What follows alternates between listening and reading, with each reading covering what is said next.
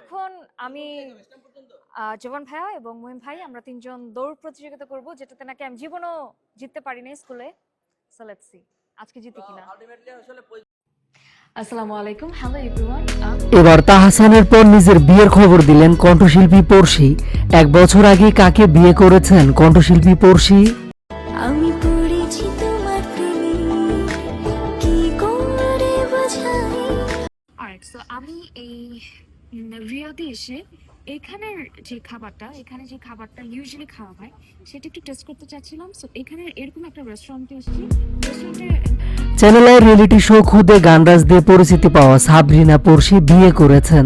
যুক্তরাষ্ট্র প্রবাসী নিলয়ের সঙ্গে তার বিয়ের আনুষ্ঠানিকতা সম্পূর্ণ হয়েছে। দুই পরিবারের ঘনিষ্ঠজনেরা পড়শি ও নিলয়ের বিয়ের খবর নিশ্চিত করেছেন। জানা যায় পড়শি ও নিলয় একে অপরের সঙ্গে প্রেমের সম্পর্কে ছিলেন। 2008 সালে খুদে গানরাজ প্রতিযোগিতার একই আসরে তারা দুই প্রতিযোগী ছিলেন।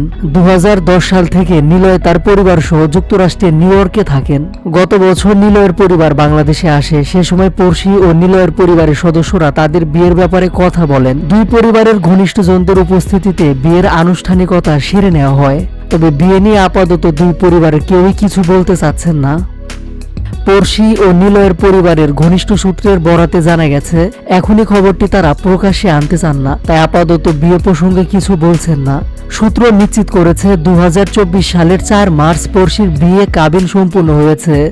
এদিকে পড়শির বড় ভাই এহসান গণমাধ্যমকে জানিয়েছেন প্রায় 1 বছর আগে বিয়ে হয়েছে পড়শি ও নিলয়ের। পারিবারিক আলোচনার কিছু বিষয় আছে, তাই আমরা এখনই বিস্তারিত বলছি না, আজকের মধ্যে আমরা জানাবো। গান ও অভিনয় নিয়ে ব্যস্ত সময় পার করছেন পড়শি। নিজের ইউটিউব চ্যানেল থেকে নিয়মিত গান প্রকাশ করছেন। সঙ্গীত শিল্পী সাবরিনা পড়শি বিভিন্ন স্টেজ পারফরমেন্সও করছেন।